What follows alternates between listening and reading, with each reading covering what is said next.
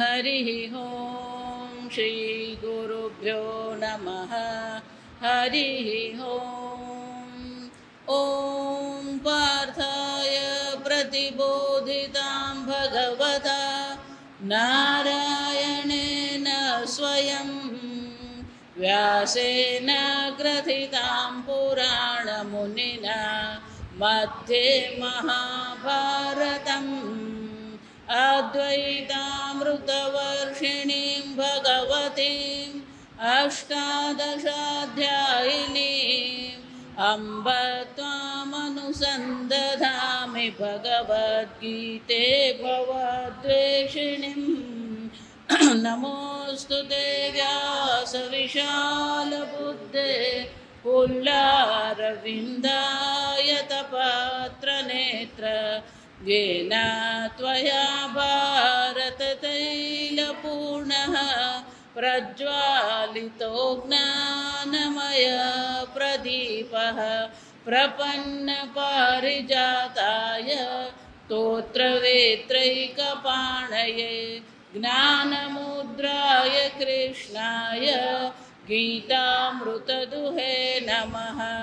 सर्वोपनिषदो गावः दुग्धा गोपालनन्दनः पार्थो वत्स सुधीर्भोक्ता दुग्धं गीतामृतं महत् वसुदेवसुतं देवं कंसचाणूरमर्दनं देवकी परमानन्दं कृष्णं वन्दे जगद्गुरुं भीष्मद्रोणतथा जयद्रथजला गान्धारनीलोत्पला शल्यग्राहवती कृपेण वहने कर्णेन वेलाकुला अश्वत्थामविकर्णघोरमकर दुर्योधनवर्तिनी सोत्तीर्णा खलु पाण्डवैरणनदी कैवर्तकः केशवः पाराशर्यवचः सरोजममलं गीतार्थगन्धोत्कटं नानाख्यानककेसरं हरिकथा सम्बोधन बोधितं लोके सज्जन षट्पदैरहरः पेपीयमानं मुदा भूयाद्भारतपङ्कजं कलिमल प्रध्वंसिन श्रेयसे मूकं करोति वाचालं पङ्गुं लङ्घयते गिरिं यत्कृपातमहं वन्दे परमानन्दमाधवम् यं ब्रह्मा वरुणेन्द्ररुद्रमरुतः स्तुन्वन्ति दिव्यैस्तवैः वेदैः साङ्गपदक्रमोपनिषदैः गायन्ति यं सामगाः ध्यानावस्थिततद्गतेन मनसा पश्यन्ति यं योगिनः यस्यान्तं न विदुःसुरासुरगणाः देवाय तस्मै नमः।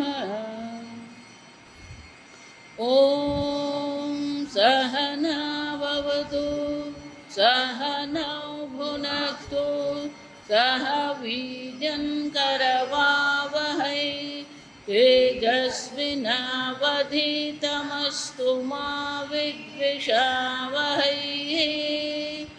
ॐ शान्ति शान्ति शान्तिः।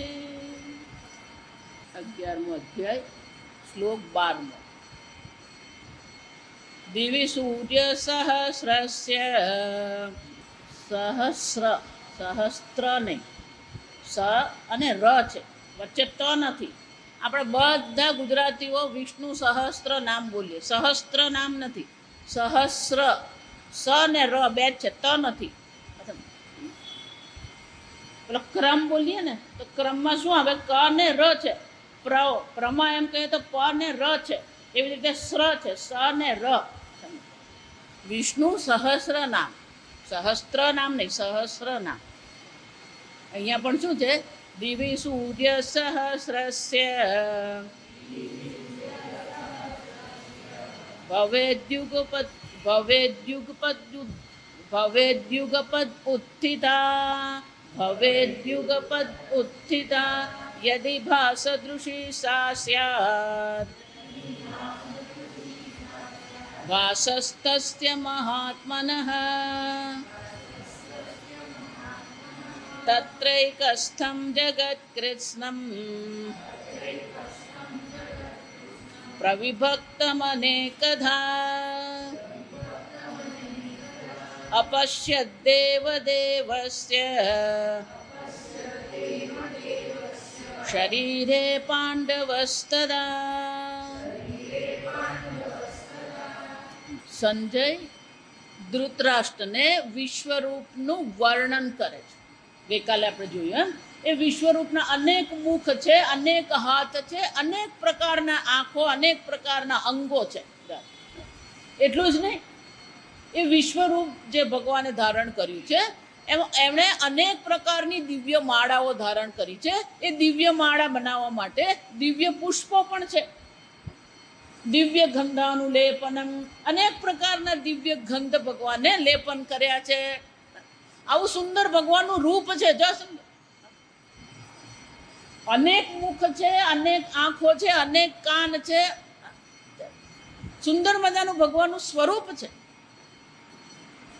આગળ વર્ણન કરતા કે છે દિવિ સૂર્ય સહસ્રસ્ય ભવેદ્યુગ પદ્યથા ઉત્થિતા. ઉત્થિતા એટલે ઉગે, સૂર્ય ઉગવો. જા સમજો, યુગપદ એટલે એક સાથે. એક સાથે દિવ્ય એટલે આકાશમાં. અહીંયા આગળ સૂર્યની દ્રષ્ટિએ કયું કહેવાય? અંતરિક્ષે. દિવ્ય અંતરિક્ષે શંકરાચાર્યજી કહે છે અંતરિક્ષમાં, આકાશમાં એક સાથે 1000 સૂર્ય ઉગે. જા સમજો, દિવ્ય અંતરિક્ષે સૂર્ય સહસ્રસ્ય ભવેદ્યુગપદ ઉત્થિતા યદિ ભાહા. જ્યારે 1000 સૂર્ય એક સાથે અંતરિક્ષમાં જો ઉદય પામે અને બાહા, જે પ્રકારનો પ્રકાશ છે, જે પ્રકારની તેજસ્વીતા છે, જે પ્રકારની આભા છે. આ ઉનાળો શરૂ થયો ને, બપોર પડે આપણને સૂર્ય કેવો લાગે? આકરો લાગે. જો વિચાર, તો એક સૂર્ય જો આકરો લાગતો હોય તો 1000 સૂર્ય, જો વિચારી જુઓ, એક સાથે 1000 સૂર્ય ઉદિત થયા હોય એવા પ્રકારનો એમનો વાહા. યદિ, ધારો કે, યદિનો શું થાય? ધારો કે એક સાથે 1000 સૂર્ય ઉદિત થાય અને જે પ્રકારની વાહા સદૃશી, જે પ્રકારનો પ્રકાશ અંતરિક્ષમાં જોવા મળે એવો પ્રકાશ ક્યાં છે? સાસ્યાદ ભાસસ્તસ્ય મહાત્મનઃ. એવો પ્રભાવ, એવો તેજ, એવો પ્રકાશ શું છે? મહાત્મનઃ. આ પરમાત્મા જે વિશ્વરૂપ જે છે, મહાત્મા જે છે, એમનો આવો પ્રકાશ છે. જો વિચારો, ફક્ત દિવ્ય નથી એમ જ નહીં, વાહા સદૃશી તસ્ય મહાત્મા. તસ્ય મહાત્મા એટલે શું છે? આ પરમાત્મા મહાન આત્મા છે. જો સમજો, ખરેખર આપણે કોઈને પણ કહીએ ને આ મહાત્મા છે, કોને મહાત્મા કહેવાય? ચંદનનું તિલક કરો એટલે મહાત્મા કહેવાય, રુદ્રાક્ષ માળા પહેરી એટલે મહાત્મા કહેવાય. જેનું હૃદય વિશાળ છે, તે કોઈ પણ શરત વિના કોઈ પણને સ્વીકારી શકે ને એને મહાત્મા કહેવાય. આપણે પેલા ઉપરથી નીચે માપીએ. જ્યાં કોઈ પણ આપણી સામે આવે ને તો પહેલા શું કરીએ? એને મહાત્મા એટલે એની પાસે કોઈ પણ વ્યક્તિ ક્યારે પણ જઈ શકે. ચેન્નાઈમાં અમારા પરમાર્થાનંદજી છે. એ પરમાર્થાનંદજી બહુ સરસ અમને કહેતા. અમે જ્યારે એમની પાસે ભણતા તેમણે બહુ સરસ કીધું, મહાત્મા બનવું હોય ને તો પબ્લિક ગાર્ડન જેવું બનવું પડે. જા સમજતા, મહાત્મા કોણ કહેવાય? Public garden. કેમ? પબ્લિક ગાર્ડનમાં કોઈ પણ વ્યક્તિ ગમે ત્યારે દાખલ થઈ શકે અને ગમે ત્યારે નીકળી જાય. જા સમજતા, પબ્લિક ગાર્ડન કોને કહેવાય? કોઈ પણ વ્યક્તિ ગમે ત્યારે દાખલ થાય, પણ 2 વાગે આવે ને 1 વાગે આવે જોબ, અને મન થાય શું કરે, ચાલતો પકડે. એમાં મહાત્માનું જીવન કેવું છે, કોઈ પણ જીવનમાં દાખલ થઈ શકે, કોઈ નીકળી જાય, જો સમજ કહેવાય ને, નહીં ફાવે, જો નહીં ફાવે શું થઈ જાય, છોડી દે. સંન્યાસીઓનો એક નિયમ છે, આગતે સ્વાગતમ કુર્ય. આવે તેને શું કરવાનું, બહુ પ્રેમથી બોલાવવાનું, સ્વાગત કરવાનું. ગચ્છંતન નિવારયે, ગયો તો શું કરવાનો, એને અટકાવવાનું નહીં. જો આ સમજ જાય તે શું કરવાનું, 5 આશીર્વાદ આપી દેવા. અને મહાત્મા કહેવાય.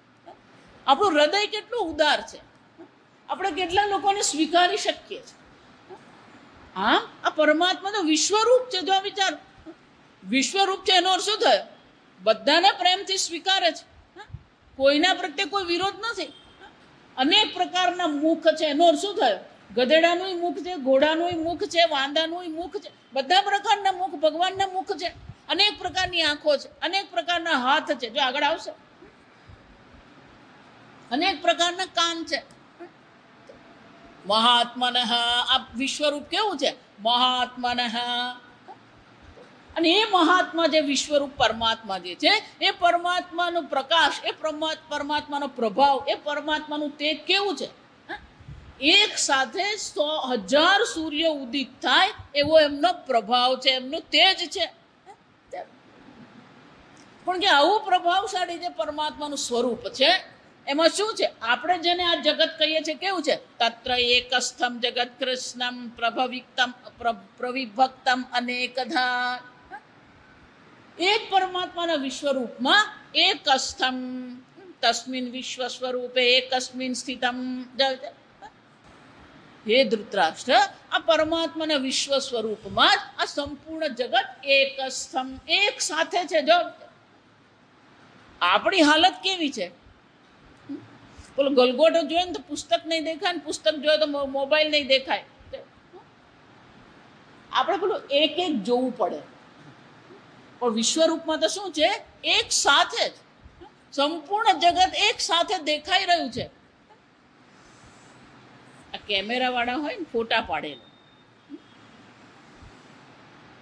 એ ફોટા પાડવાના જુદા જુદા રૂપ હોય. જો ક્લોઝ ફોટો એટલે શું છે, એકદમ નજીકથી ફોટો પાડવાનો. તમે આ સાપુતારા જાઓ, ઉપર ચડ્યા પછી તમને ખીણનું આખું દ્રશ્ય દેખાય. પણ આપણે જ્યારે જોઈએ ત્યારે શું થાય, આપણી આંખ આખું દ્રશ્ય જોઈ શકે. આપણે પેલો આમ ડોકું શું કરવું પડે, 180 ડિગ્રી ફેરવવું પડે. જાસમ અહીંયાથી આમ ફેરવવું પડે. જાસમ પણ એવા કેમેરા આવે, જાસમ એને એમાં લેન્સ હોય કે એક સાથે પેલો ફોટો, એને પેનારોમિક વ્યૂ કહેવાય. અંગ્રેજીમાં એને શું કહેવાય, પેનારોમિક વ્યૂ. 180 ડિગ્રીનો શું કરે, એક સાથે એ ફોટો લે, એને પેનારોમિક વ્યૂ કહેવામાં આવે.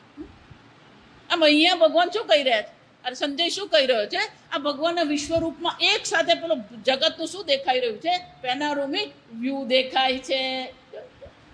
એક સ્થમ જગત કૃષ્ણમ, કૃષ્ણમ એટલે સમસ્તમ, સમસ્ત જગત એક સાથે દેખાઈ રહ્યું છે. વિચાર, ભગવાનના રૂપમાં જ આ જગતનો સમાવેશ થઈ ગયો. ભલે એક સાથે આ જગત દેખાઈ રહ્યું છે, પણ કેવું છે, પ્રવિભક્તમ અનેકધા, અનેક પ્રકારે વિભાજિત થયેલું છે. કેમ, એમાં ભૂલોક પણ છે, સ્વર્ગલોક પણ છે, બ્રહ્મલોક પણ છે, એમાં દેવતાઓ છે, યક્ષ છે, કિન્નર છે. જો અને એટલે અનેકધામાં શંકરાચાર્યજી કહે છે, દેવ પિતૃ મનુષ્યાદિ ભેદૈ અનેકદા પ્રવિભક્તમ.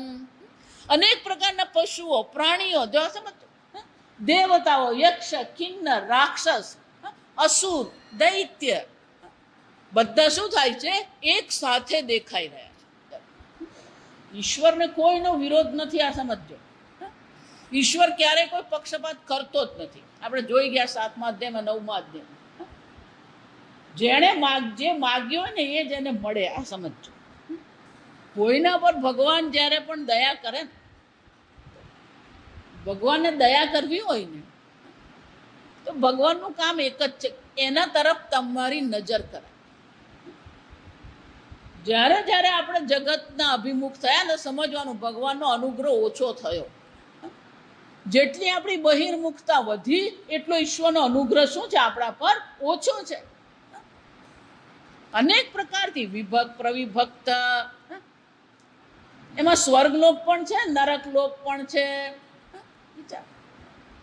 બ્રહ્મલોક છે, સૂર્યલોક છે, ચંદ્રલોક છે, વૈકુંઠ છે, કૈલાસધામ, આ બધું શું થઈ રહ્યું છે એક સાથે છે. અનેક પ્રકારના અનેક લોક, અનેક પ્રાણીઓ, બધું જ ત્યાં એક સાથે આપણને દેખાઈ રહ્યું છે. અપશ્યદ, અપશ્યદ જોયું, કોણે જોયું? પાંડવ. જ્યારે આ પ્રકારે ભગવાને પોતાનું વિશ્વરૂપ અર્જુન સામે પ્રગટ કરી દીધું ત્યારે અર્જુને શું કર્યું? એક સાથે આ બધાના દર્શન કર્યા. તદા પાંડવ, જો વિચાર, અપશ્ય દેવદેવ દેવસ્ય શરીરે, આ વિશ્વરૂપ પરમાત્માના શરીરમાં શું થયું? અર્જુને આ બધા દર્શન કર્યા.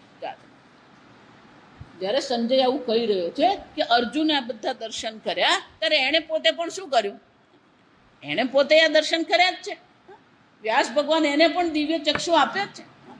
પણ આડકતરી રીતે ધૃતરાષ્ટ્રને કહી રહ્યા છે કે અર્જુને ભગવાનનું શું કર્યું? વિશ્વરૂપના દર્શન કર્યા. દેવદેવ, દેવતાઓના પણ જે દેવ છે, દેવો ક દેવ મહાદેવ. હા, સંજય ધૃતરાષ્ટ્રને કહે છે પાંડવે આ બધા, પાંડવ એટલે કે અર્જુને આ બધી વસ્તુ ભગવાનના શરીરમાં જોયું. શરીર એટલે વિશ્વરૂપ. પણ જ્યારે અર્જુન આ બધું જોયું ત્યારે અર્જુનના મનમાં કેવો ભાવ આવ્યો? જા સમજો. 11મો અધ્યાય જે છે ને એને 4 વિભાગ છે. આ પહેલો વિભાગ છે. અર્જુને ભગવાને વિનંતી કરી, ભગવાને દિવ્ય ચક્ષુ આપ્યા અને ભગવાને આ વિશ્વરૂપના દર્શન કરાવ્યા. આ પહેલો ભાગ. પછી 3 ભાગ બીજા છે. એમાં અર્જુનના 3 ભાવ પ્રગટ થાય છે. આ સમજો. એટલે પહેલો ભાવ અર્જુનનો જે પ્રગટ થયો એ સંજય અહીંયા વર્ણન કરે છે કે અર્જુનના મનમાં કેવો ભાવ પ્રગટ થયો જ્યારે વિશ્વરૂપના દર્શન કર્યા. તો એના મનમાં કેવો ભાવ હતો એ હવે પછીના શ્લોકમાં છે. આપણે પહેલા શ્લોક વાંચીએ. તતસ્સ વિસ્મયાવિષ્ટ, તતસ્સ વિસ્મયાવિષ્ટ હૃષ્ટરોમા ધનંજય પ્રણમ્ય શિરસા દેવં કૃતાંજલિરભાષત. તતઃ, તતઃ એટલે ત્યારબાદ વિશ્વરૂપના દર્શન કર્યા પછી સહ વિસ્મયા આવિષ્ટ, વિસ્મયથી, આશ્ચર્યથી એ અભિભૂત થયો હતો. આવિષ્ટનો શું થાય? એનું મન, એની બુદ્ધિ શું થઈ હતી? આ ભગવાનના વિશ્વરૂપના દર્શન કરીને અભિભૂત થઈ ગઈ હતી. એના મનમાં કોઈ વિચાર આવતા જ નતા. જો સમજો. રુષ્ટરોમા, રુષ્ટરોમા, જે આપણે એને ગુજરાતીમાં રોમાંચ કહીએ. કોઈ પણ આશ્ચર્ય જ્યારે આપણે જોઈએ ત્યારે આપણે આ મસ્તક પર હોય એને વાડ કહેવાય. મસ્તક પર હોય એને શું કહેવામાં આવે? વાડ કહેવામાં આવે. કેશ, સંસ્કૃતમાં શું કહેવાય? કેશ. પણ આ શરીર પર જે હોય ને એને રોમ કહેવામાં આવે. શરીર પર એને વાડ નહીં કહેવાય. જો આપણે બધું ગુજરાતીમાં બધું જ ચાલે. જો આ સમજ. એમાં દક્ષિણ ગુજરાત પર બધું જ ચાલી જાય. આ સમજ. શરીર પર એને શું કહેવાય? રોમ કહેવામાં આવે.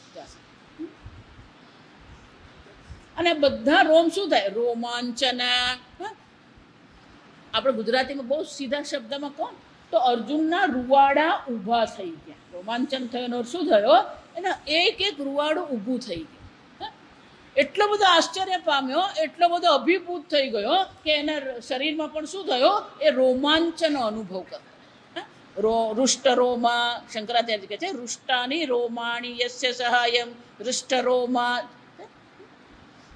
અભવત. અહીંયા પેલો ક્રિયાપદ ઉમેરવો પડે. અર્જુન આશ્ચર્યથી અભિભૂત થઈ ગયો અને અર્જુનને રોમાંચનો અનુભવ થતો હતો. કલ્પના કરીને આપણે આ રોમાંચ અનુભવવાનું છે. આપણે પેલા પથ્થર જેવા છે. વિશ્વરૂપનું દર્શન થઈ રહ્યા છે અર્જુનને. આપણે એનું વર્ણન કરી રહ્યા છે, આપણે એનું વર્ણનનું શ્રવણ કરી રહ્યા છે. આપણા મનમાં પણ એ કલ્પના કરીએ આપણે કે એક સાથે 1000 સૂર્ય ઉદિત થયા છે ભગવાનના શરીરમાં, ભગવાનના વિશ્વરૂપમાં. અનેક લોક, પરલોક, અનેક પ્રકારના યોનિઓના એ દર્શન થઈ રહ્યા છે. આપણે પણ એ કલ્પના કરીએ. આપણે પણ એ કલ્પના કરીને એનો વિચાર કરીએ. જો જેમ અર્જુનને રોમાંચ થયો, આપણે પણ માનસિક રીતે શું છે એ રોમાંચ અનુભવીએ. આપણને પણ માનસિક રીતે આશ્ચર્ય થવું જોઈએ. અને જ્યારે અર્જુનને આ પ્રકારનો અનુભવ થયો, પ્રણમ્ય શિરસા દેવમ, એણે પહેલું શું કર્યું? એ ભગવાનને નમસ્કાર. એણે ભગવાનને વિનંતી કરી, મને વિશ્વરૂપના દર્શન કરાવો. ભગવાને એને વિશ્વરૂપના દર્શન કરાવ્યા. પહેલું કામ એણે શું કર્યું? શિરસા પ્રણમ્ય દેવમ, એ વિશ્વરૂપ પરમાત્માને એણે નમસ્કાર કર્યા. મસ્તકથી એને નમસ્કાર કર્યા. કૃતાંજલિ, 2 હાથ જોડી દીધા. જો આ 2 હાથ જોડીને મસ્તકથી નમસ્કાર કરીને અભાષત, એ બોલ્યો. જ્યારે એને વિશ્વરૂપના દર્શન કર્યા, એને કલ્પના નથી. જો સમજ, જ્યારે એને આ માંગણી કરી ત્યારે એને એવી કલ્પના નથી કે આટલું બધું વિસ્મયકારક ભગવાનનું સ્વરૂપ હશે. એટલે એ બોલે છે અભાષત. એને ભગવાનને કંઈક કહ્યું. શું કહ્યું આપણે જોઈએ. અર્જુન ઉવાચ પશ્યામિ દેવાસ્તવ દેવ દેહે સર્વાંસ્તથા ભૂત વિશેષ સંઘાન. સર્વાંસ્તથા ભૂત વિશેષ સંઘાન બ્રહ્માણમીશં કમલાસનસ્થં ઋષિંશ્ચ સર્વાનુરાગાંશ્ચ દિવ્યાન. ઋષિંશ્ચ સર્વાનુરાગાંશ્ચ દિવ્યાન અનેક બાહુદર વક્ત્ર નેત્રમ પશ્યામિ ત્વા સર્વતોનંત રૂપમ નાંતન્ન મધ્યન્ન પુનસ્તવાદિમ પશ્યામિ વિશ્વેશ્વર વિશ્વરૂપ કથમ યત્વયા દર્શિતમ. અર્જુન દ્વારા આ ભગવાનનું કેવું રૂપ જોવામાં આવ્યું. જાસમ તદહમ પશ્યામિ ઇતિ સ્વાનુભવમ આવિષ્કુર્વન. અર્જુને જો પહેલું જે વર્ણન કર્યું, કોણે કર્યું? સંજયે વર્ણન કર્યું. જાસમ આગળ જે વિશ્વરૂપ દર્શન જે કર્યા એ સંજયે ધૃતરાષ્ટ્રને વર્ણન કર્યું. પણ અર્જુનનો પોતાનો શું અનુભવ? સ્વાનુભવન. અર્જુનનો પોતાનો શું અનુભવ હતો જ્યારે એણે વિશ્વરૂપના દર્શન કર્યા? એણે વિશ્વરૂપ દર્શનમાં શું શું જોયું? જાસમ બહુ આ વિચારવા જેવી વસ્તુ છે. તમે કોઈના પણ ઘરે જાઓ ને, ધારો કે 5 જણા એને ઘરે ગયા, અથવા આશ્રમ પર ગયા, જાઓ, 5 જણા એક સમાન રીતે જોશે. મનથી શું વિચારે પછીની વાત છે. આંખથી પણ એ લોકો જે જોવાના છે એ એક સમાન હશે. કોઈની નજર કોઈક વસ્તુ પર વધારે પડે, કોઈકની નજર કોઈ વસ્તુ પર પડે જ નહીં. જો આ વિચાર જાઉં, મારી સાથે એવું થયું. એક ભાઈ પેલું નવું ઘર લીધું, નવા ઘરે પધરામણી કરાવી. પછી 2 મહિના પછી એમના ઘરે હું પાછી ગઈ તો પેલું સિટિંગ રૂમમાં સરસ મજાનું પેઇન્ટિંગ હતું. એટલે મેં કીધું આ બહુ સરસ પેઇન્ટિંગ છે. કે માતાજી ગઈ વખતે આવ્યા ને ત્યારે હતું. ભલે આપણી આંખ ખુલ્લી છે, આપણે ત્યાં હાજર છીએ, પણ એનો અર્થ એવો નથી કે આપણે બધી જ વસ્તુ ત્યાં છે જોવાના. આપણે ઘણી બધી વસ્તુ ચૂકી જઈએ. એમ વિશ્વરૂપના દર્શન સંજયે પણ કર્યા, વિશ્વરૂપના દર્શન અર્જુને પણ કર્યા. સંજયે એના પ્રકારથી વર્ણન કર્યું. હવે અર્જુન શું કરી રહ્યો છે? અર્જુન વિશ્વરૂપમ તદહમ પશ્યામિ ઇતિ સ્વાનુભવમ આવિષ્કુર્વન. અર્જુન પોતાનો અનુભવ ભગવાને શું કરે છે? પ્રગટ કરે છે. કે તમે મને વિશ્વરૂપના દર્શન કરાવ્યા, દિવ્ય ચક્ષુ તમે મને આપ્યા, આ દિવ્ય ચક્ષુ વડે હું તમારા વિશ્વરૂપના દર્શન કરી રહ્યો છું. પણ હું કેવી રીતે તમારા વિશ્વરૂપના દર્શન કરું છું એ અર્જુન સ્વયં પોતાના શબ્દોમાં ભગવાન સમક્ષ રજૂ કરે છે. ત્યારે બીજી વસ્તુ બહુ મજાની છે, ભગવાને વિશ્વરૂપ પ્રગટ કર્યું. ભગવાનને તો ખબર જ છે કે શું છે, જો આ વિચાર, તો એણે ભગવાનને કહેવાની જરૂર છે કે એને શું જોયું, જો વિચારી જોજો. ભગવાને તો વિશ્વરૂપ પ્રગટ કર્યું, તો ભગવાનને કહેવાની જરૂર છે એને? ભગવાને તો ખબર જ છે કે એમના વિશ્વરૂપમાં શું છે. જો એટલા માટે એવું કહેવામાં આવે આ વ્યવહારમાં, જો તમારે તમારા જ્ઞાનની વૃદ્ધિ કરવી હોય તો આ સમજો બરાબર, તો બોલવા કરતાં સાંભળવું વધારે જોઈએ. જા વિચાર, જો તમે બોલો છો તો તમે જે જાણો છો એ જ બોલો છો, તમારા જ્ઞાનની વૃદ્ધિ થશે. તમે જે જાણો છો એ જ તમે બોલવાનું, પણ તમે સાંભળો ત્યારે શું થવાનું? તમારે ખરેખર જો જ્ઞાનની વૃદ્ધિ કરવી હોય તો તમારે શું કરવું જોઈએ? શ્રવણ કરવું જોઈએ, સાંભળવું જોઈએ. પણ આપણને સાંભળવા કરતાં પેલા બીજાને કહેવામાં આપણને શું હોય? પેલી રુચિ વધારે હોય. એટલે તું મને સાંભળ. જ્ઞાનની વૃદ્ધિ કરવી હોય ને તો સામેવાળો જે કહેતો હોય ને આપણે સાંભળીએ. કે તમે જેટલી વાર બોલશો ને એમાં તમારા જ્ઞાનની વૃદ્ધિ નહીં થાય, પણ તમે સાંભળશો તો જ્ઞાનની વૃદ્ધિ અવશ્ય થશે. અર્જુન અહીંયા ભગવાનને કહી રહ્યો, જાય શું શું જોયું. અર્જુનને બોલવાની જરૂર હતી? અર્જુને પોતાના અનુભવ પ્રગટ કરવાની આવશ્યકતા હતી, અને છતાં અર્જુન બોલી રહ્યો. ત્યાં સમજો બરાબર. અને એટલે અહીંયા શંકરાચાર્યજી કહે છે અર્જુન પોતાના અનુભવને ભગવાન સામે પ્રગટ કરે છે. કેમ? કે અર્જુનને ખબર હતી કે મારી પાસે જે ચક્ષુ છે, ભલે દિવ્ય ચક્ષુ છે, પણ મારી પોતાની અલ્પતા છે. પરમાત્મા જે છે અનંત છે, મહાત્મા છે. તો ખરેખર અર્જુને ભગવાનને કહેવાની કોઈ આવશ્યકતા નથી, છતાં અર્જુન બોલી રહ્યો છે. તો કે અર્જુન મૂર્ખ છે? સમજો બરાબર. અર્જુન પોતાનો અનુભવ એટલા માટે પ્રગટ કરે છે કે ધારો કે કંઈક જોવાનું એ ચૂકી ગયો હોય તો ભગવાન એને જણાવી શકે. સમજાય છે? ભગવદ્ ગીતા સમજવી એટલી સહેલી નથી. આ સમજ તમે એમ માનતા ને કે આમ અનુવાદ વાંચી જ્ઞાન મને ખબર પડી ગઈ. અંગ્રેજીમાં એવું કહેવાય, there are so many twists in Gita. અર્જુનને ખરેખર ભગવાનને કહેવાની જરૂર છે, ભગવાન મેં તમને આવા જોયા, પણ એ કેમ કહી રહ્યો છે? ધારો કે કંઈક જોવાનું ચૂક્યું ગયો હોય, એની સમજ કંઈક ખોટ હોય તો ભગવાન શું કરી શકે? એને બતાવી શકે. કેમ? કારણ કે ઘણી વાર એવું થાય કે જે જોવાનું છે આપણે જોઈએ જ નહીં જોવાનું બધું જ જોઈ લીધું હોય આપણે. એવું ઘણી વાર થાય. નહીં સમજવાનું બધું જ સમજ, જે સમજવાનું છે આપણે શું થઈ જાય? ચૂકી જઈએ. અને એટલા માટે અર્જુન ભગવાનનું વર્ણન કરવા સમર્થ ખરેખર નથી, પણ એણે શું અનુભવ્યું?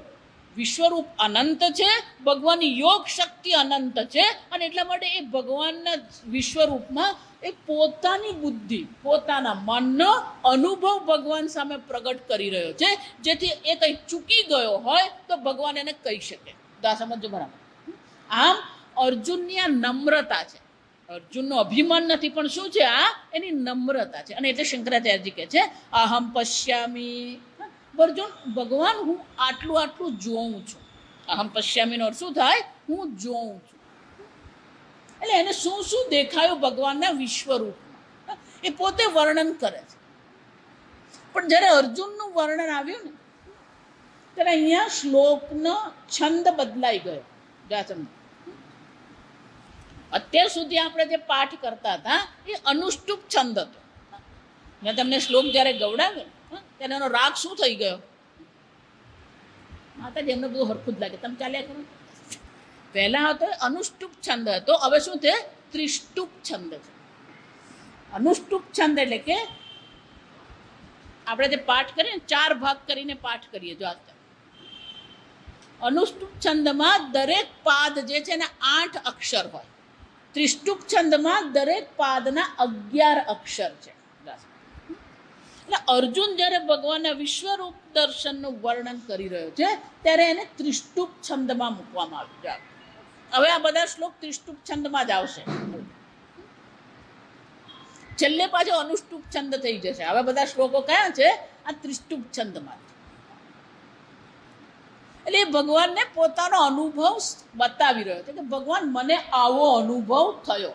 જો મારા અનુભવમાં કંઈ ખોટ હોય તો તમે મને જણાવી શકો. એણે ભગવાનને પોતાનો અનુભવ બતાવ્યો. પશ્યામી દેવાન તવ દેવ દેહે. હે દેવ. દેવ એટલે શું છે? જે આપણા ઇન્દ્રિયોથી પરની વસ્તુ છે, જેને ખરેખર આપણી 5 ઇન્દ્રિયો દ્વારા આપણે સમજી નહીં શકીએ. દિવ્ય. હે દેવ, તમારા એક જ દેહમાં હું શું જોઈ રહ્યો છું? પશ્યામી દેવાન, અનેક દેવતાઓના હું દર્શન કરી રહ્યો છું. સર્વાન તથા ભૂત વિશેષ સંઘાન. ભૂત વિશેષાણામ સ્થાવર જંગમાનામ નાના સંસ્થાન વિશેષાણામ સંગાહ. ભૂત વિશેષ સંગાહ. ફક્ત દેવતાઓના તમારા વિશ્વરૂપમાં દર્શન કરું છું એમ નહીં, વિશેષ પ્રકારના પ્રાણીઓને પણ હું દર્શન કરી રહ્યો છું. અને આ બધા વિશેષ પ્રાણીઓ કેવા છે? સ્થાવર જંગમાનામ. કેટલાક સ્થાવર છે. સ્થાવર એટલે કે એક જ સ્થાન પર રહેનાર. આ બધા વૃક્ષો વનસ્પતિઓને શું કહેવામાં આવે? સ્થાવર કહેવામાં. જો સંપત્તિ પણ 2 પ્રકારની હોય, સ્થાવર અને જંગમ. ઘર લઈએ, જમીન લઈએ, આ બધું શું કહેવાય? સ્થાવર સંપત્તિ. શેર લઈએ, બેંકમાં પૈસા રોકીએ, બધા શું કહેવાય? જંગમ કહેવાય. આમ અનેક પ્રકારના પ્રાણીઓ છે. સ્થાવર જંગમાનામ. અને એ બધા પ્રાણીઓ કેવા છે? નાના સંસ્થાન વિશેષાણામ. નાના એટલે અનેક. આ ગુજરાતી સંસ્કૃત ભેગું કરવાનું નહીં. આપણે તો નાના કોને કહીએ? મમ્મીને પિતાજીઓ એને શું કહેવામાં આવે? નાના. નાના એટલે વિવિધ, અનેક પ્રકાર.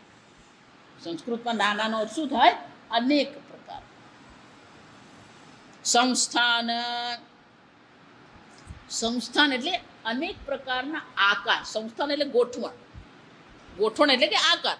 અનેક પ્રકારની રચનાવાળા, અનેક પ્રકારના આકારવાળા આ અનેક પ્રકારના પ્રાણીઓને હું જોઈ રહ્યો છું. અને એ પણ કેવા છે? વિશેષ. આ બધા દરેક પ્રાણીનો પોતાનો આકાર છે, પોતાની રચના છે, પોતાનો રંગ છે, પોતાની વિશેષતાઓ છે. આમ વિવિધ આકાર, વિવિધ રંગ, વિવિધ રચનાઓ વાળા સ્થાવર જંગમ સર્વ પ્રાણીઓને હું તમારા શરીરમાં જોઈ રહ્યો છું. ભૂત વિશેષ સંઘાન. સંઘાન એટલે સમૂહ. સંઘનો અર્થ શું થાય? સમૂહ. એક સાથે અનેક પ્રકારના પ્રાણીઓ, અનેક પ્રકારના રંગવાળા, અનેક પ્રકારની રચનાવાળા આ પ્રાણીઓનો સમૂહને હું જોઈ રહ્યો છું. એટલું જ નહીં, કિંચ બ્રહ્માણમ ચતુર્ભુજમ. આ ચતુર્ભુજ બ્રહ્માજીને પણ હું તમારા વિશ્વરૂપમાં જોઈ રહ્યો છું. ઈશમ ઈશિતારમ પ્રજાનામ. શંકર ભગવાનને ઈશ કહેવામાં આવે છે. જે બધા મંદિરો શંકર ભગવાનના છે. ઈશ એટલે ઈશ્વર, સર્વનું શાસન કરવું. કોઈ પણ શંકર ભગવાનનું મંદિર હોય એ મંદિરની પાછળ ઈશ્વર શબ્દ હોય. મહાકાલેશ્વર, ઋણમુક્તેશ્વર, આ ઈશ્વર. રામેશ્વર, નાગેશ્વર. આમ જ્યાં જ્યાં પણ શંકર ભગવાનનું દેવસ્થાન હોય ત્યાં કયો શબ્દ હોય? આ ઈશ શબ્દ અથવા ઈશ્વર શબ્દ. એટલે સામાન્ય રીતે ઈશ એટલે પરમાત્મા. સમજ. મહેશ. જ્યારે પણ બ્રહ્માજી એમ કહેવામાં આવે ને પછી ઈશ શબ્દ વાપરવામાં આવે તો એનો અર્થ શું થાય? આ શંકર ભગવાન એવો અર્થ થાય. બ્રહ્માણમીશમ. બ્રહ્માંડમ, આ બ્રહ્માજીના પણ હું દર્શન કરું છું. આ શંકર ભગવાન, રુદ્ર ભગવાનના પણ તમારા વિશ્વરૂપમાં હું દર્શન કરું છું. કમલાસનસ્થમ પૃથ્વી પદ્મ મધ્યે મેરુકર્ણિકાસનસ્થમ. આમ આ સંપૂર્ણ પ્રજાના ઈશ પર બ્રહ્માજીના હું દર્શન કરું છું. અને બ્રહ્માજી કોણ છે? કમલાસનસ્થમ. બ્રહ્માજી કેવા છે? કમલ આસન પર વિરાજમાન છે. બ્રહ્માજી ક્યાં વિરાજમાન છે? કમળ આસન પર વિરાજમાન. એટલે શંકરાચાર્ય આપણે દર્શાવે છે પૃથ્વી પદ્મ મધ્યે. આ પૃથ્વી જે છે એ પૃથ્વી રૂપી જે કમળ જે છે એની મધ્યમાં શું છે? મેરુકર્ણિકાસનસ્થમ. એની મધ્યમાં મેરુકર્ણિકા છે. કમળ જુઓ ને, આપણે જે બધા જોઈએ ને અહીંયા ફૂલવાળા વેચે એ બધા કમળ નથી. આ સમજો, એને પોયણા કહેવામાં આવે. ખરેખર કમળ હંમેશા જ્યારે ઉગે ને ત્યારે જળથી ઉપર હોય. એને દાંડી શું હોય? જળની ઉપર હોય, 1 થી 1.5 ફૂટ ઉપર હોય. કમળ તમારે જોવા હોય ને, તમે અમલસાડમાં પેલું મંદિર છે, મંદિર કયું છે? હે, અંદેશ્વર મહાદેવ. જો ત્યાં ઈશ્વર શબ્દ છે. એ અંદેશ્વર મહાદેવની બાજુમાં તળાવ છે. એ તળાવમાં તમે જુઓ ને તો ત્યાં કમળ થાય.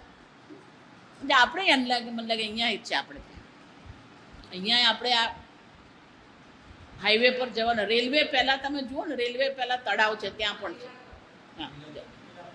હા જશે. હા, લીલા પર આપણે ત્યાં જાય ને તો જમણી બાજુ પર આવે તો ત્યાં તમે કમળ જુઓ ને તો કમળ શું હોય? પાણીથી ઉપર હોય. એને કમળ કહેવાય. જે પુષ્પ પાણીના સ્તર પર જ હોય, અહીંયા પણ જે આ ફૂલ વેચાય ને એ કમળના ફૂલ નથી. જા સમજો, એને પોયણા કહેવાય. જા સમજો, એમાં પેલી કમળ કાકડી નહીં થાય. આ જે ફૂલ છે ને એમાં કમળ કાકડી નહીં હોય. બીજું, એમાં પેલું પીળા રંગની મણિકર્ણિકા કહેવામાં આવે. આપણે એને પુંકેસર કહીએ ગુજરાતીમાં. પુષ્પમાં પેલા પુંકેસર હોય, પીળા રંગના પેલા પુંકેસર હોય. એટલે એ બહુ સરસ કહે છે મણિકર્ણિકા સનસ્થા. એ પૃથ્વી રૂપી કમળની મધ્યમાં જે મણિકર્ણિકા છે. મણિકર્ણિકા એટલે શું છે? ત્યાં પેલું પુંકેસર છે. તમે કમળ જો, તેમાં પીળા રંગની પટ્ટી હોય, ઝીણી ઝીણી, અને મણિકર્ણિકા સંસ્કૃતમાં કહેવાય. એ મણિકર્ણિકાની મધ્યમાં આ બ્રહ્માજી બેઠા છે. અને એટલે કહે છે શંકરાચાર્યજી મેરુકર્ણિકાસનસ્થમ. એ મેરુકર્ણિકા જે છે ને એમાં જ પછી કમળ કાકડી થાય. એ જે પીળો ભાગ આવે ને એમાં જ પછી શું થતા હોય? આ કમળ કાકડી એમાં જ થાય. જ્યારે કમળ સુકાઈ જાય ને પછી એ કમળ કાકડી આપણને જોવા મળે. એ કમળ કાકડી ખાવા જેવી હોય. જો બધાનું એને શું કરી શકાય? જ્યારે એ સુકાઈ જાય ત્યારે એને આપણે છોલીને શું કરી શકીએ? બીજ છે. એ પણ શું છે? કમળના બીજ છે. આપણે સૂર્યમુખીના બીજ હોય ને એમ એ કમળના શું છે? બીજ છે. પણ આપણે એને કમળ કાકડી કહીએ. એટલે શંકરાચાર્યજી વર્ણન કરે છે કે બ્રહ્માજી કમલાસ્થન છે. એટલે શું છે કે પૃથ્વી રૂપી મેરુ પર જે એ કર્ણિકા છે એના પર એ બ્રહ્માજી બેઠા છે. ઇત્યર્થ કમલાસનસ્થમ. એટલું જ નહીં, ઋષિંશ્ચ. ફક્ત બ્રહ્માજીને દર્શન કર્યા એમ નહીં, પણ કોને દર્શન કર્યા? ઋષિંશ્ચ, વશિષ્ઠ. જાવ અનેક ઋષિ મુનિઓના પણ શું કર્યા? વિશ્વામિત્ર, વશિષ્ઠ, અત્રિ, ભારદ્વાજ, કપિલ, પીપલાદ મુનિ. જો રોજ રાત્રે જુઓ ને તો સપ્તર્ષિના દર્શન થાય. શાસ્ત્રમાં એવું લખ્યું કે બુદ્ધિ વધારવી હોય તો રોજ રાત્રે કોના દર્શન કરવાના? આ સપ્તર્ષિના દર્શન કરવાના. માતાજી અમને તો બધા તારા સરખા જ લાગે. સપ્તર્ષિ કોણ? કોઈ દિવસ ડોકું ઊંચું કર્યું હોય ને તો ખબર પડે સપ્તર્ષિ કોને કહે. આજકાલના બાળકોને આપણે બધું ટીવી ને મોબાઈલ બતાવીએ ને એને બદલે શું કરાવવું જોઈએ? આકાશ દર્શન કરાવવા. પણ શહેરોમાં તો આકાશ દર્શન કરવું શક્ય જ નથી. કેમ? પેલી શેરીઓની બધી લાઈટ હોય એને કારણે શું થાય? એ પ્રકાશ જ એવો છે કે આપણે દર્શન કરી શકીએ જ નહીં. એ દર્શન કરવા ક્યાં જવું પડે? પેલા તિથલ જવું પડે. એ અંધારામાં ટેલિસ્કોપ લગાવીને જુઓ ને તો બધું બહુ જાત જાતનું જોવા મળે. જેટલું આશ્ચર્ય આપણે અહીંયા દેખાય ને એના કરતાં વધારે આશ્ચર્ય ક્યાં છે? આકાશમાં છે. સપ્ત ઋષિ કહેવામાં આવે. પહેલાના જમાના મને યાદ છે હજી, ગામડામાં જ્યારે લગ્ન થતા ને ત્યારે 2 દિવસ પહેલા પેલી જાન પહોંચી ગઈ હોય ત્યાં બળદગાડામાં, ઘોડાના રથમાં, ત્યારે તો જાન જતી. હવે આ બધી ગાડી બસ ને બધું આવ્યું એટલે 2 દિવસ પહેલા બધા પહોંચી ગયા હોય, પછી આગતા સ્વાગતા થાય, 2 દિવસ સાથે રહે, પછી લગ્ન થાય. લગ્ન થાય એટલે તરત વિદાય ન થાય. જો તમે બીજા 2 દિવસ પહેલા રહે ત્યાં. એવું કહેવાય, પેલું રામાયણમાં આવે છે કે જનક રાજાએ કેટલા મહિના, 2 મહિના દશરથને ત્યાં રોકી રાખ્યા. એટલું સીતા માતા એમની સાથે રહે એમ કરીને શું કર્યું હતું?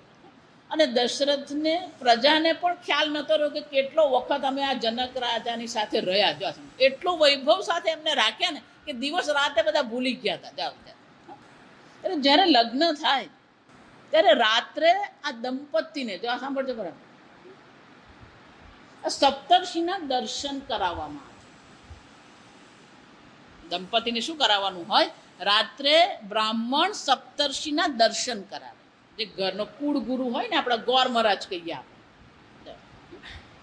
આ આપણો ગોર મહારાજ તો લગ્ન થયા ને જમ્યો ને ગયો. જો આ સમજજો, કોણ સપ્તર્ષિનું દર્શન કરાવે? પહેલા તો એ પૂછવું પડે કે સપ્તર્ષિ કઈ દિશામાં દેખાય. જા એટલા માટે કહું, ક્યારેય કોઈ જ્ઞાનનું અભિમાન કરવાનું નહીં, કારણ કે આપણું જ્ઞાન બહુ અલ્પ છે. ઉત્તર દિશામાં એ સપ્તર્ષિના દર્શન થાય. 4 લંબચોરસ છે ને પછી 3 તારાઓ છે, અને સપ્તર્ષિ કહેવામાં આવે. એમાં જે વશિષ્ઠ ઋષિ જે છે, એ 3 જે તારાઓ છે એનો જે મધ્ય તારો જે છે ને એ વશિષ્ઠ ઋષિ છે. અને જ્યારે તમે એ વશિષ્ઠ ઋષિ એટલે વશિષ્ઠ ઋષિના દર્શન કરો, સાંભળો, એવું કહેવાય છે કે રઘુકુળ જે છે એના રાજગુરુ વશિષ્ઠ જ છે. અજર રાજા હતા ત્યારે વશિષ્ઠ ગુરુ હતા. રામ ભગવાન હતા ત્યારે પણ કોણ ગુરુ હતા? એ વશિષ્ઠ ગુરુ હતા. અને વશિષ્ઠ મુનિ જે છે એમના પત્નીનું નામ હતું અરુંધતી. એટલે જ્યારે તમે વશિષ્ઠ તારાના દર્શન કરો ને, અને તમારી નજર જ્યારે વશિષ્ઠ પર હોય ત્યારે તમને બાજુમાં બીજો તારો દેખાય, જેને અરુંધતી તારો કહેવામાં આવે. અને એવું કહેવામાં આવે ત્યારે વશિષ્ઠના દર્શન કરીએ ને જો અરુંધતીના તમને દર્શન થાય તો તમારું દાંપત્ય જીવન સુખી હોય. માતા જેમ જોયા જ નથી, એટલે એવું કહેવાય કે જેમ વશિષ્ઠ અરુંધતીનું દાંપત્ય જીવન કેવું છે? અનંત કાળનું છે. બંને હંમેશા સાથે જ રહેતા હતા. એમ એમના વશિષ્ઠ અરુંધતીના દર્શન કરવા એ લગ્ન માટે શું છે? મંગળ કહેવાય. આપણું શાસ્ત્ર બહુ અનંત છે. આમ એ વશિષ્ઠના જ ખાલી દર્શન જ કરવાના, પણ તમે અરુંધતી પર નજર કરો ને તો અરુંધતી દેખાતા બંધ થઈ જાય. આ એવો નિયમ છે. આ આંખની એક ચાલાકી છે. આ સમજ, વશિષ્ઠને જુઓ ને તો જ અરુંધતી દેખાય, પણ જેવી તમારી નજર અરુંધતી પર કરો ને તો દેખાતો બંધ થઈ જાય. આજે રાત્રે કરી જોજો.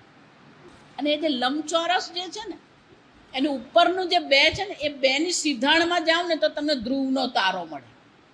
વશિષ્ઠ સપ્તર્ષિ જે છે એ 2 તારાની સીધમાં તમે નીચે આવો ને એટલે તમને ધ્રુવનો તારો દેખાય. અને એ સપ્તર્ષિ જે નક્ષત્ર છે એની બરાબર 180 અંશે શર્મિષ્ઠા નક્ષત્ર છે. કયું નક્ષત્ર છે? શર્મિષ્ઠા નક્ષત્ર. એ શર્મિષ્ઠા નક્ષત્ર 5 તારાનું બનેલું છે. આ બાજુ હોય ને ત્યારે ડબલ્યુ જેવું લાગે, ઉપર હોય ને ત્યારે એમ લાગે. બંને સામસામે, પણ બંને એક સાથે આપણને દેખાય નહીં. આ સમજ, જ્યારે સપ્તર્ષિ દેખાય જ્યારે શર્મિષ્ઠા નક્ષત્ર શું હોય? નીચે હોય. અને જ્યારે શર્મિષ્ઠા નક્ષત્ર ઉપર હોય ત્યારે સપ્તર્ષિ નક્ષત્ર નીચે હોય. બંને સાથે નહીં દેખાય, સામસામી છે. એટલે અર્જુન કહી રહ્યો છે કે ભગવાન, આ વશિષ્ઠાદી સર્વ ઋષિ મુનિઓના પણ મને દર્શન થયા. ઋષિમ ચ સર્વાન. એટલું જ નહીં, અનુરાગાંશ્ચ દિવ્યાન, અનુરગાંશ્ચ દિવ્યાન. અનુરગ જો આ સમજો, ઉરગ જો આ સમજો. ઉર એટલે પેટ. ઉર એટલે શું છે? પેટ. ઉરગ, ઉરગનો અર્થ શું થાય? જે પેટથી ચાલનારા છે. ઉરેણ ગચ્છતિ ઇતિ ઉરગઃ. જે પેટ દ્વારા ચાલનારા છે એ બધાને શું કહેવાય? ઉરગઃ. એટલે કોણ થયા? સર્પ, સાપ બધા કેવા ચાલનારા છે? પેટે ચાલનારા પ્રાણીઓ, ઉરગશ્ચ. પણ આ બધા કેવા છે? સર્વાન ઉરગાંશ્ચ. ત્યાં જુદા કરવાના. સર્વ અનુરગાંશ્ચ નથી, સર્વાન ઉરગાંશ્ચ.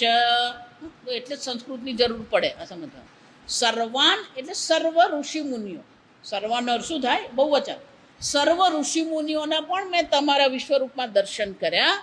એટલું જ નહીં, કોના દર્શન કર્યા? ઉરગાંશ્ચ દિવ્યાન. દિવ્ય સર્પોના પણ મેં દર્શન કર્યા. દિવ્ય સર્પો કયા છે? વાસુકાદિ, વાસુકી પ્રભુતિની. આમ વાસુકી આવા અનેક જે દિવ્ય સર્પો છે ભગવાન, એ દિવ્ય સર્પોના પણ મેં તમારા વિશ્વરૂપમાં દર્શન કર્યા. સર્વ ઋષિ મુનિઓના પણ મેં દર્શન કર્યા. બ્રહ્માજીના પણ મેં દર્શન કર્યા. આમ અર્જુન વર્ણન કરી રહ્યો છે કે એને શું શું દેખાયું, શું શું એ જોઈ રહ્યો છે. પશ્યામીનો શું થાય? અત્યારે એ વિશ્વરૂપ દર્શન કરી રહ્યો છે અને વિશ્વરૂપ દર્શન કરતા કરતા એને શું શું દેખાઈ રહ્યું છે એ ભગવાનને વર્ણન કરી રહ્યો છે. બ્રહ્માજીના દર્શન કર્યા, સર્વ ઋષિ મુનિઓના દર્શન કર્યા, દિવ્ય સર્પોના પણ એ ભગવાન હું દર્શન કરી રહ્યો છું. પણ ભગવાન તમારું આ વિશ્વરૂપ કેવું છે? અનેક બાહુદર વક્ત્ર નેત્રમ. અનેકે બાહુ, અનેક હાથ છે તમારા. ઉદર, બાહુ ને ઉદર. જો સમજો, ઉદર એટલે પેટ. જો એટલે કહું, આ પેલો ફોટો જુઓ ને એમાં પેટ એક જ છે. જો આ સમજો, અનેક ઉદર નથી. જો આ સમજો, પેલા પગ પણ બે જ છે. બે પગ છે ને એક પેટ છે. અહીંયા શું કહે છે? અનેક બાહુ, અનેક ઉદર. એટલે શંકરાચાર્યજી કહે છે અનેકે બાહુક ઉદરાણી વક્ત્રાણી નેત્રાણી ચ. આગળ આપણે ગઈકાલે જો ને અનેકનો અર્થ શું થાય? ફક્ત સંખ્યાની દ્રષ્ટિએ અનેકતા નથી, આ સમજવાનું. વિશેષતાની દ્રષ્ટિએ પણ શું છે? એમાં અનેકતા, એટલે કે અનેક પ્રકારના. અનેક સંખ્યામાં પણ છે અને અનેક પ્રકારના પણ છે. આમ અનેક પ્રકારના, અનેક મેં મુખ જોયા, અનેક પ્રકારના પેટ જોયા, અનેક પ્રકારની આંખો મેં જોઈ, અનેક પ્રકારના વક્ત્ર મેં જોયા. આપણી આંખ અને ગરુડની આંખ અલગ છે. એટલું જ નહીં, ઉદરાણી, અનેક પ્રકારના પેટ પણ મેં ભગવાન જોયા. આપણું પેટ અને ગાયનું પેટ અલગ પડે. ગાયને બે પેટ આવે. ગાયના શરીરમાં ભગવાને શું કર્યું છે? બે પેટ આવે. સવારે જ્યારે ઘાસ ખાય ને ત્યારે શું કરે? એ પહેલા પેટમાં બધું ઘાસ નાખી દે. જોજો તમે, એ ચાવે નહીં ઘાસ, બધું શું કરે? ઘાસ આ મોઢામાં લે ને ઉતારે, મોઢામાં લે ને ઉતારે. 3-4 વાગે ને સાંજ પડે ને એટલે એક જગ્યા પર એ બેસી જાય. બેસીને પછી શું કરે? પેલું જે પેટમાં ઘાસ નાખ્યું છે એને પાછું મોઢામાં લાવે અને પછી એને ચાવીને એક રસ કરે. એટલે ગાય બે કામ કરે. પહેલા ઘાસ ચરે. જો આ સમજો, પહેલા ઘાસ ચરે અને પછી ઘાસ વાગોડે. ગુજરાતીમાં શું કહેવાય? વાગોડું. આ બધું જાણવું પડે. માતાજી બધું હવે ચાલ્યા કરે. એ વાગોળતી ગાય હોય ને એને જોવા જેવી છે. બિલકુલ નિરાંત. એ ત્યાં શાંતિથી બેઠી હોય. પેલું પેટમાંથી બહાર કાઢે અને પછી આરામ આજુબાજુ જોતી જોતી શું કરતી જાય? એ નિરાંતે ચાવતી, વાગોળતી હોય. જાવી જાય ક્યારેક ગોશાળામાં જવાનું પછી આ જોવાનું ગાયને બેઠી બેઠી શું કરતી હોય. બિલકુલ નિરાંત હોય એના મન પર. પેલી માખી બેસે ને પેલી ચકલી આવીને એની ઉપર બેઠી હોય ને પેલી ચકલી બેસે, એમ કંઈ નહીં. પછી ચકલી બેસે ને ચકલી બેસીને પેલું જંતુ એના શરીર પર હોય ને એ ખાય પછી ઉડી જાય. એને કંઈ નહીં. એ આરામથી શું કરતી હોય? એની વાગોળતી હોય.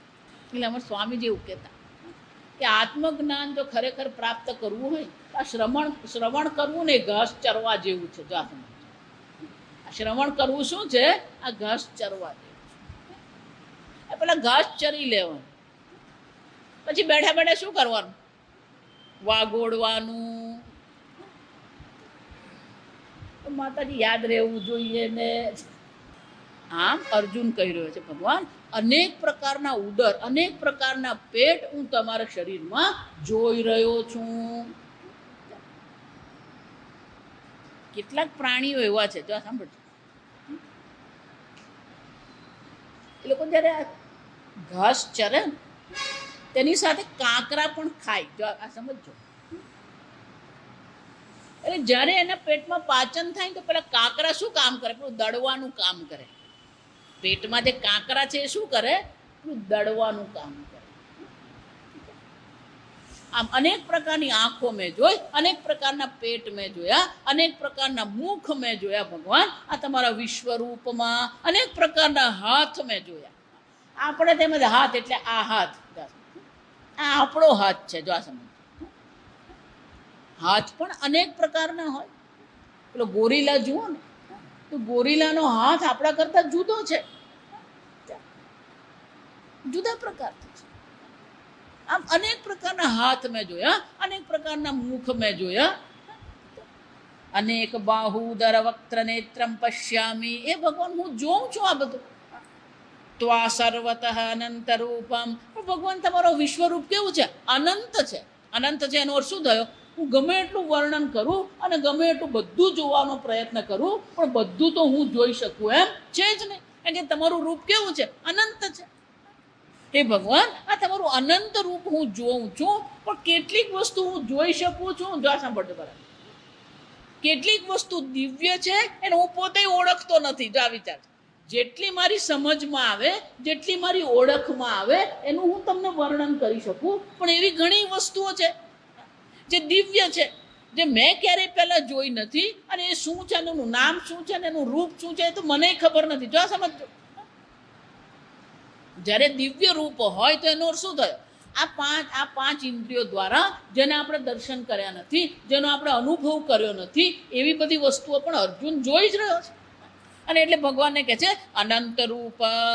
હે અનંત રૂપ પરમાત્મા, આ તમારા વિશ્વરૂપમાં અનંતાની રૂપાણી અનંત રૂપમ. આ તમારા અનંત રૂપના ભગવાનનું દર્શન કરી રહ્યો છું. જેટલું મને સમજાય છે એ વર્ણન હું કરું છું, નથી સમજાતું એનું વર્ણન હું કરી શકું એમ છે જ નહીં. વિચાર, એટલા માટે તેને આશ્ચર્ય થયું. આશ્ચર્ય ક્યારે થાય? અદ્રષ્ટ પૂર્વાણી, પહેલા ન જોયું હોય અને જે વસ્તુ પહેલી વાર જ્યારે જોવામાં આવે અને મનમાં જે ભાવ પ્રગટ થાય એને શું કહેવામાં આવે? આશ્ચર્ય, વિસ્મય કહેવામાં. જો અર્જુન જેટલું જાણે છે એટલું જ જો જોવાનું હોત તો એને કોઈ આશ્ચર્ય નહીં હોત. જો સમજો, પણ ખરેખર તો એ કેવો છે? વિસ્મયાવિષ્ટ, આશ્ચર્યથી અભિભૂત થયો છે. કેમ? કારણ કે જેટલા જાણે છે એના કરતાં અનેક પ્રકારના રૂપ એ જોઈ રહ્યો છે, અનેક પ્રકારના પેટ જોઈ રહ્યો છે, અનેક પ્રકારની આંખો એ જોઈ રહ્યો છે, અનેક પ્રકારના હાથ એ જોઈ રહ્યો છે. જો આ સમજો, અને એટલા માટે એના મનમાં શું છે? આશ્ચર્ય છે કે આવી પણ આંખ હોઈ શકે, આવું પણ પેટ હોઈ શકે, આવું પણ મુખ હોઈ શકે. અનંત છે પરમાત્મા, આપણી બુદ્ધિથી પરની વસ્તુ છે. અને એટલે છે ત્વા સર્વતઃ અનંત રૂપમ. અને એક અનંત રૂપ નથી. જો આ વિચારો, સર્વતઃ, સર્વતઃ એટલે શું છે? ચારે બાજુ. સર્વત્ર, સર્વત્રનો શું થાય? ચારે બાજુ. ભગવાન જ્યાં જ્યાં પણ હું નજર કરું છું ત્યાં ત્યાં મને અનંત રૂપના દર્શન થાય. સર્વતઃ અનંત રૂપમનો અર્થ શું થાય? હું જ્યાં પણ નજર કરું ત્યાં મને શું દેખાય છે? અનંત રૂપ દેખાઈ રહ્યા છે. એક અનંત રૂપ દેખાતા નથી. સર્વતઃ, ચારે બાજુ જ્યાં પણ ભગવાન હું નજર કરું છું આ તમારા અનંત દિવ્ય રૂપના હું દર્શન કરું છું. અને જ્યારે ચારે બાજુ અનંત રૂપ દેખાતા હોય તો એ રૂપ કેવું છે? નાંતમ ન આદિ. તો પછી એનો કોઈ અંત નથી, ન મધ્યમ ન પુનસ્તવાદી. અને એટલા માટે ભગવાન ન તો કોઈ તમારો આદિ આરંભ છે, ન કોઈ મધ્ય દેખાય છે, ન કોઈ અંત મને દેખાઈ રહ્યો છે. નાંતમ ન મધ્યમ ન તવાદિમ ચ પશ્યામી. અને ભગવાન એટલા માટે ચારે દિશામાં તમારા અનંત રૂપના હું દર્શન કરી રહ્યો છું. મને ક્યાંય આરંભ દેખાતો નથી, મધ્યસ્થ દેખાતું નથી, કોઈ અંત પણ એનો દેખાતો નથી. અને એટલા માટે તમે કોણ છો? વિશ્વેશ્વર વિશ્વરૂપ. શંકરાચાર્યજી આપણે વ્યાખ્યા કરે અંત કોને કહેવાય. જા સમજ. અંત અવસાનમ, જ્યાં કોઈ વસ્તુનું પૂરી થાય. અવસાનનો અર્થ શું થાય? જ્યાં કોઈ વસ્તુ પૂરી થાય ને તો એને અંત કહેવાય. જા વિચાર. ધારો કે આ માઇક છે, તો માઇક જ્યાં પૂરું થાય એને શું કહેવામાં? એને અંત કહેવામાં. તો મધ્ય કોને કહેવામાં આવે? દ્વયોહો કોટ્યોહો અંતરમ. મધ્ય કોને કહેવામાં આવે? બે વસ્તુની વચ્ચે જે હોય ને એને મધ્ય કહેવામાં આવે. મધ્ય ક્યારે હોય? બે હોવું જોઈએ. બેની વચ્ચે હોય એને શું કહેવાય? મધ્ય કહેવાય. તો ભગવાન મને તો અનંત દેખાઈ રહ્યું છે, તો બેની મધ્ય કોને કહું? ન મધ્યમનો અર્થ શું થાય? જ્યારે મને અનંત જ દેખાઈ રહ્યું હોય તો બેની વચ્ચે હું ક્યારે જોવા જાઉં? દ્વયોહો કોટ્યો, બે પ્રકાર. કોટી એટલે પ્રકાર. અહીંયા મધ્ય પણ મને દેખાતું નથી. નાંતમ તવાદી. અને ભગવાન તમારો આરંભ પણ મને દેખાતો નથી. આમ આરંભ અને અંત વગરના મધ્ય વિનાના અનંત રૂપને હું જોઈ રહ્યો છું. તવ દેવસ્ય ન અંતમ પશ્યામી. એનો અર્થ શું થયો? હું તમારો અંત જોતો નથી, હું તમારો આરંભ જોતો નથી, હું તમારું મધ્ય પણ જોઈ શકતો નથી. અને તમે કોણ છો? વિશ્વેશ્વર. આ વિશ્વના ઈશ્વર તમે છો. જા સમજ. હવે અર્જુન ભગવાનને કહે છે કે હવે હું સમજો સંપૂર્ણ વિશ્વના ઈશ્વર કોને કહેવાય. જા સમજ. આપણે વિશ્વેશ્વર એટલે શું માને? પહેલા તો આપણું વિશ્વ કેટલું? આપણું વિશ્વ કેટલું? વલસાડ એટલે આપણું વિશ્વ. જો આ વિચાર. આપણું જગત કેવડું? ગુજરાત એટલે આપણું જગત. હવે આ બધું ટ્રેન ને બધું આવ્યું. જો આ વિચાર. અને મુંબઈ ને બધું. બાકી પહેલા તો કોણ ગુજરાતની બહાર જતું? જો આ વિચારી જુઓ. આપણા જે પૂર્વજો હતા એમના કેટલા લોકો ગુજરાતની બહાર ગયા હતા. એ લોકોનું જગત એટલે શું? અલ્પ. જો વિચાર. હવે બધા જાત્રા કરવા જાય, બાકી સૌરાષ્ટ્ર પણ કોણ જતું? આપણું વિશ્વ બહુ અલ્પ છે. જો એટલે અર્જુનને પણ એવું જ હતું. એને પણ પોતાનું એક વિશ્વ બનાવ્યું હતું. જ્યારે અનંત રૂપના દર્શન કર્યા ત્યારે એને સમજાયું કે વિશ્વેશ્વર કોને કહેવાય. ત્યાંથી હવે મને સાચા અર્થમાં સમજાયું કે અનંત વિશ્વના ઈશ્વર તમે છો. વિશ્વેશ્વર વિશ્વરૂપ. અને તમે વિશ્વના ઈશ્વર માત્ર નથી, આ વિશ્વ રૂપે પણ તમે શું થઈ રહ્યા છો? અભિવ્યક્ત થઈ રહ્યા છો. જે હું જોઈ રહ્યો છું વિશ્વ પણ તમારું જ રૂપ છે. અને આ સંપૂર્ણ વિશ્વરૂપના અધિષ્ઠાતા જે છે, વિશ્વરૂપનું શાસન કરનાર પણ કોણ છે? તમે જ છો. આમ હે પરમાત્મા, તમારા અનંત રૂપના હું દર્શન કરી રહ્યો છું. હવે મને કંઈક સમજાય છે કે વિશ્વરૂપ કોને કહેવાય, અથવા તો આ સંપૂર્ણ વિશ્વનું શાસન કરનાર કોને કહેવાય. હવે મને થોડી ઘણી કંઈક સમજ આવી રહી છે કે હે પરમાત્મા, તમે અનંત છો, અનંત તમારું શાસન છે, અનંત કાળથી તમે આ સર્વનું શું કરી રહ્યા છો? શાસન કરી રહ્યા છો. આગળ અર્જુન શું કહે છે આપણે આવતીકાલે જોઈશું. ઓમ સ્વસ્તિ પ્રજાભ્ય પરિપાલયન્તામ ન્યાયેન માર્ગેણ મહિમ મહેશાઃ ગોબ્રાહ્મણેભ્ય શુભમસ્તુ નિત્યં લોકા સમસ્તા સુખિનો ભવન્તુ કાલે વર્ષતુ પર્જન્યઃ પૃથ્વી સસ્યશાલિની દેશોऽયં ક્ષોભરહિતઃ બ્રાહ્મણા સંતુ નિર્ભયાઃ ઓમ સર્વેષાં સ્વસ્તિર્ભવતુ સર્વેષાં શાંતિર્ભવતુ સર્વેષાં પૂર્ણં ભવતુ સર્વેષાં મંગલં ભવતુ સર્વે ભવन्तુ સુખિનઃ સર્વે સन्तુ નિરામયાઃ सर्वे भद्राणि पश्यन्तु मा कश्चित् दुःखभाग् भवेत् असतो मा सद्गमय तमसो मा ज्योतिर्गमय मृत्योर्मा अमृतङ्गमय ॐ पूर्णमदः पूर्णमिदं पूर्णात् पूर्णमुदच्यते पूर्णस्य पूर्णमादाय पूर्णमेवावशिष्यते ॐ शान्ति शान्ति शान्तिः हरिः ॐ श्रीगुरुभ्यो नमः हरिः ॐ